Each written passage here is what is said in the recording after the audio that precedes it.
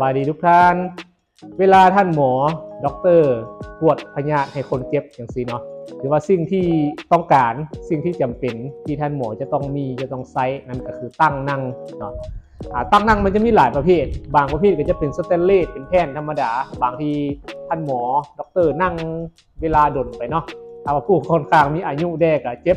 ก้นเจ็บหลังเจ็บเอวอะไรสินี่ถือว่ามื้อนี้เขาจะมาแนะนำเพราะว่ามันเป็นตั้งที่ว่าเป็นเซตมาพร้อมกับ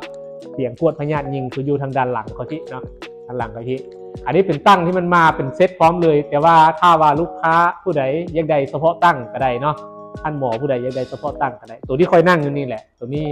นุ่มนิ่มสะดวกสบายเดี๋ยวให้เบิ้งเข้ามาเบิ้งเลยมันใกล้ๆกันนะอันนี้จะเป็นหนังเด้อทางด้านเทิงจะเป็นหนังเนาะนวมโอเค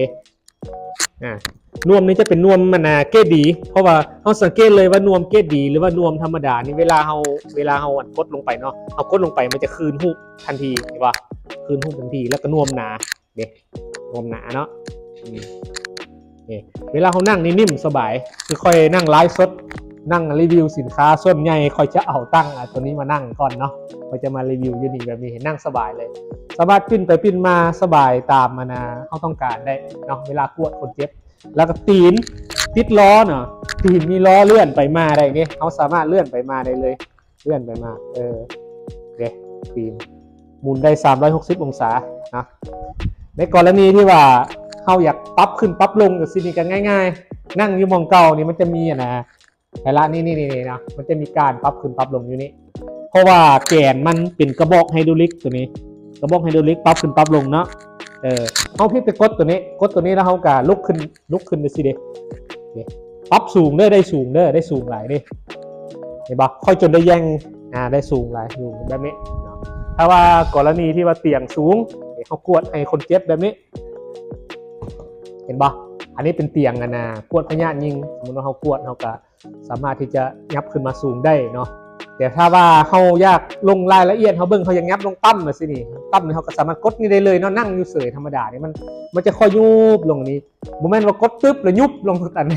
กดขี้ทั้งเลยโมเมนต์เนาะตัวนี้มันเป็นกระบอกไฮดรอลิกแต่ว่ามันก็มีเพลงของมันได้ค่อยกดยืบลงมาต่ำสุดเลยทำนี่เนาะต่ำสุดต่ำสุดกับผู้ดีตีนค่อยก็นั่งประมาณนี้ถ้าเขาอยากให้ขึ้นสูงเขาก็ยกขึ้นเนาะเปลี่ยนบอลย้ายไปบอลอื่นสิเนาะสามารถที่จะใช้นั่งอยู่ในห้อง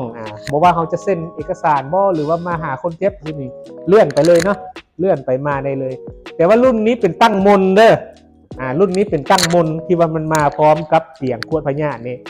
จะมีรุ่นอื่นที่ว่ามีแนวอิงขึ้นมาน้อยนึงอยู่ประมาณนี้ก็มีเนาะอันนี้ตัวนี้เป็นตั้งมนโบนัสเนาะเบาเด็กสามารถจับมือเดียวยกได้สบายแบบนี้แล้วก็ตีนติดล้ออันนี้แม่แนะนำสำหรับด็อกเตอร์ท่านหมอต่างๆที่ว่ารับลูกค้ารับคนเจ็บผู้ป่วยดูแลผู้ป่วยสินี่เพื่อว่าให้ความสะดวกสบายเอาเนาะนั่งแล้วก็นิ่มนั่งได้ดน